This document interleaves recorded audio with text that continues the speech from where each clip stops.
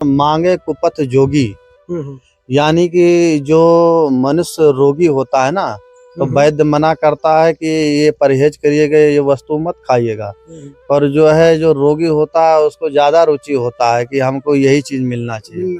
तो ठाकुर जी और जो गुरु जी होते वो सब जानते हैं कि इसको परहेज करना है।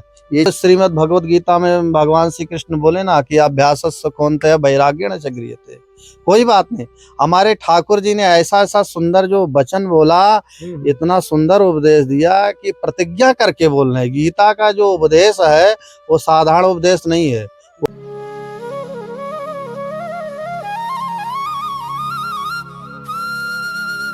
उमा कहूँ मैं अनुभव अपना, सत हरि भजन जगत सब सपना। जय जय श्री राधे आप सभी भक्त वृंदों को। और आज श्री ब्रज धाम के एक और दुर्लभ संत जी के दर्शन, गोपाल बाबा के नाम से जिनको जानते हैं, बड़े सुंदर सरल हृदय संत, आज उनके श्री चरणों में चलते हैं। बड़ी अद्भुत मूर्ति और काफ़ी अच्छी खासी उनको भक्ति मार्ग की काफ़ी अच्छी जानकारी है महाराज जी को। उनके श्री चरणों में चलते हैं, जानते हैं उनका अनुभव और दिव्यवाणी सिर्फ संत यात्रा के साथ। और वीडियो को बिल्कुल भी स्किप मत करना। बड़ा आनंद में, प्रेम में, भक्ति में और रस में सत्संग आज आपको सुनने को मिलेगा हमारे साथ। आइए। इतनी सुंदर कुटिया है महाराज जी की, तुलसी मैया लगी हुई है। राधे श्याम। हाँ महाराज जी, दंडवत प्रणाम। जय श्री राधे। प्रसादी बना रहे थे क्या? अरे वाह वाह वाह महाराज जी, ये हमारी थोड़ी सी प्रसादी है। राधे राधे। राधे श्याम। दंडवत महाराज जी। तैयार हो रहा है। जय जय हो ठाकुर जी महाराज की। साग बना दिए। अच्छा, सब्जी प्रसाद तैयार हो गया। बैकुंठी और चावल बना देंगे। वाह वाह, बाद रोटी टिक्का ठोक देंगे। बहुत सुंदर भाई आप तो जानते हैं ठाकुर जी का भोग लगाया हुआ चीज अलग है। बिल्कुल, उसका आनंद ही अलग है महाराज जी। उसका आनंद ही अलग है। और नहीं हुआ तो फिर आप लोग ब्रजवासी जिंदाबाद। हाँ, जय हो महाराज जी। देखो कहते हैं जी कि जीवन में 3 चीज यदि आपका सुधार हो गया है ना, तो जीवन आपका मंगलमय हो गया। 3 चीजों में सुधार। हाँ, पहला है संग जी और दूसरा है अन्न जी और तीसरा है भूमि, जी। है ना।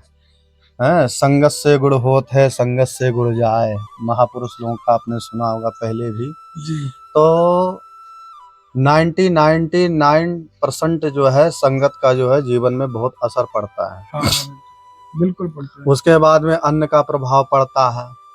जैसा खावे अन्न वैसा होए मन। तो इसलिए परिश्रम का जो धन है, जहाँ तक प्रयास करना चाहिए अपने घर का चाहे 2 ही रोटी हो।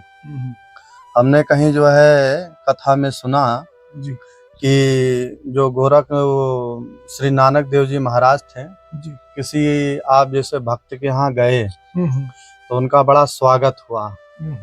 तो कोई गांव का बहुत बड़ा जमींदार राजा था जी। तो वो अपने अहंकार में जो है मालपुआ बना लेकर के आया और मन में सोचा कि हमारे गुरुजी मालपुआ देकर बहुत प्रसन्न होंगे और खाएंगे भी। और जो हम जैसे आपके यहाँ गरीब में स्वागत हुआ बैठ करके, वो रूखी सूखी रोटी बनाया, खेत का परिश्रम का धन। अब वो भी मन में सोचा कि गुरुजी प्रसाद कैसे पाएंगे, तो रूखी सूखी रोटी है, अब क्या करें। और दोनों दुविधा में है। और सामर्थ्य जो है गुरु नानक देव जी महाराज थे, बहुत बड़े महापुरुष हुए। जब दोनों लोगों का रखा गया तो एक हाथ में जो है गरीब का रोटी लिए और एक हाथ में जो राजा था उसका जो है मालपुआ लिए और दोनों को निचोड़ दिए। तो जो मालपुए से निचोड़ा गया वो जो है खून निकला और जो गरीब की रोटी थी उससे जो है दूध निकला। तो उन्होंने कहा ये गरीब का निचोड़ा हुआ खून जो है अन्न है, ये खून है, और ये जो है परिश्रम किया हुआ ये दूध है। तो बहुत फर्क पड़ता है। भूमि का भी जहाँ तक है तीर्थ स्थल हो, बढ़िया भजन बने। आप यहीं से बाहर में जाएं, विदेश में जाएं, नहीं दिल्ली मुंबई में जाएं, अगर आप सोचिए घंटा में भजन करूं तो होगा, पर वो शांति जो आनंद है वो अनुभूति नहीं मिल पाएगी, उसका प्रभाव पड़ता है। तो इसलिए जीवन में जहाँ तक है हम लोगों को प्रयास करना चाहिए, है ना। और ये तो भक्त संत जीवन है और ब्रज भूमि है, भारत भूमि है ना जी। तो इसीलिए अपने जीवन को मंगलमय बनाएं, और संतों से जुड़ें, संतों की सेवा करें। ये सबसे बड़ा आपके जीवन का तप है, सबसे बड़ा आपके जीवन का भजन है। आप देखिए ना, इधर से अल्लाह देखिए, ये चादर आप हाथ लगा के देख सकते हैं, पूरा टूट गया है ऊपर का जो है। भाई थोड़ा सा बताएंगे वो पास से। ये क्या हुआ, एक दिन जो है गए राधा रानी दर्शन करने। जी जी। और वहाँ उधर से आए जी। तो हमने कहा कि क्या हो गया, पूरा ताकत लगा दिए। हमने कहा क्या किया जाए, फिर जैसे तैसे राधा रानी कृपा, पूरा ही टूट गया। हाँ, ये दिमाग लगाया, ये भी चादर उखड़ गया ऊपर का। अच्छा, ये भी उखड़ गया, पूरा कर गया। ये देखिए। अच्छा, हाँ, ये देखिए। ये तो क्या नाम से, अब ये कोई भी झटका मार देगा तो घुस भी सकता है। नीचे भी पूरा खत्म हो गया, तीनों चारों पल्ले खराब। मैंने सब परिश्रम किया, इसको तो लगाया था, पर अब ये जब ढीला, चादर कमजोर है, तो अंदर से देखे कुंडी लग गया, तो जैसे तैसे खोले, और ये भी ऐसे ही है, पूरा खराब ही हो गया कहने। और दूसरी बात क्या, चलो खराब हो गया, पर ये टाइट लगता है। हाँ, ये लग नहीं पाता। हाँ, बहुत गैप है, बहुत दम लगाना पड़ता है। जैसे तैसे ये जो है, जैसे ये महाराज जी है ना, बिल्कुल देखिए पीछे आप, बिल्कुल एकांत वन है। यहीं ये महाराज जी रहते हैं, बढ़िया भजनानंदी मूर्ति है।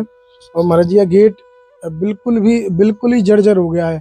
अब यहाँ से कहीं जाना पड़ेगा, क्योंकि महाराज जी विशेषकर इसी में भजन करते हैं, इसी में विश्राम करते हैं।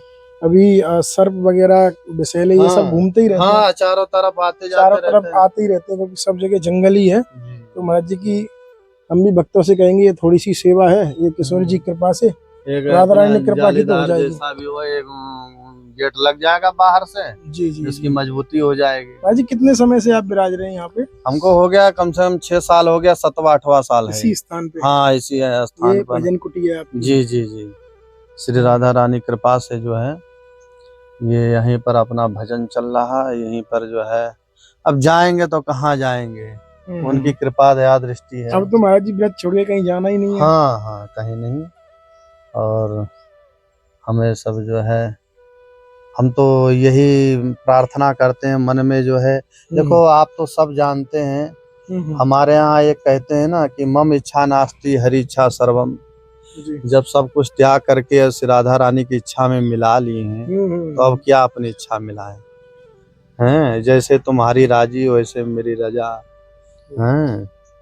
तो उनके इच्छा में इच्छा मिलाने से फिर काम अच्छा बनता है, और जब हम अपनी इच्छा मिलाएंगे तो काम बिगड़ जाएगा।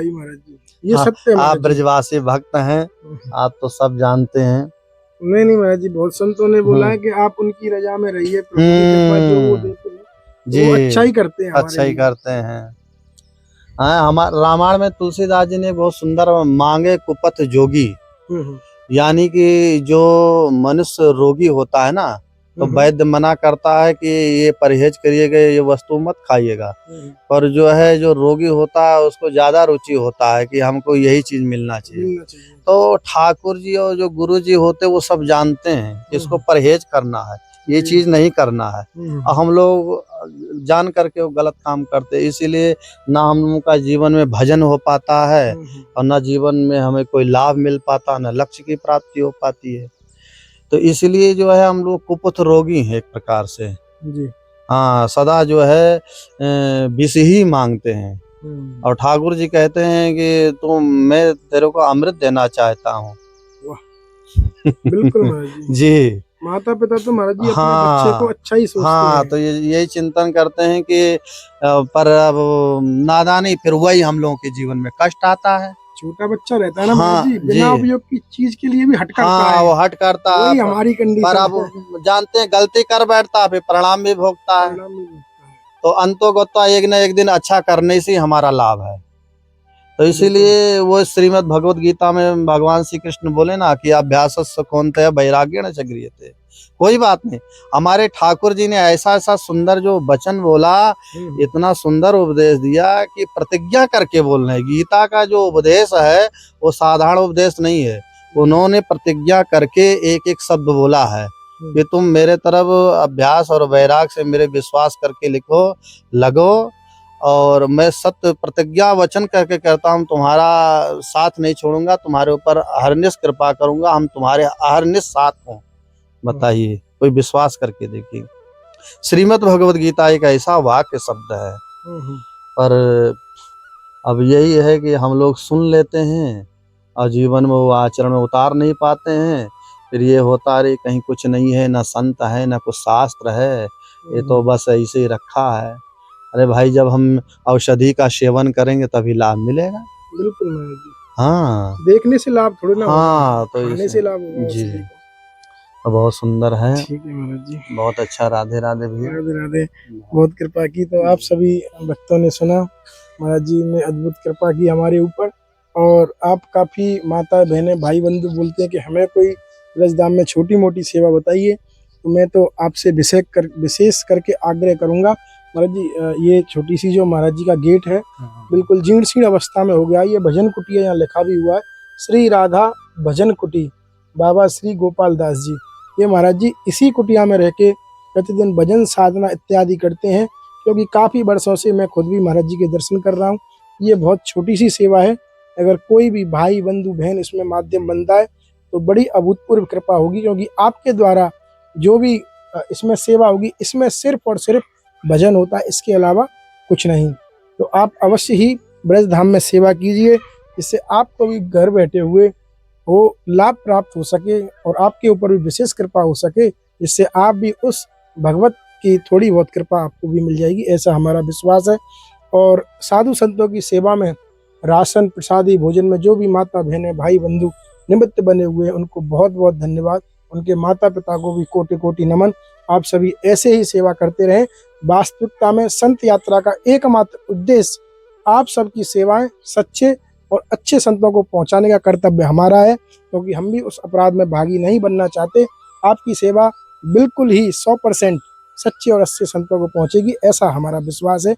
और आप सब भी इतना विश्वास करते हैं, प्रेम करते हैं हृदय से, उसके लिए बहुत बहुत धन्यवाद। जय जय श्री राधे श्याम।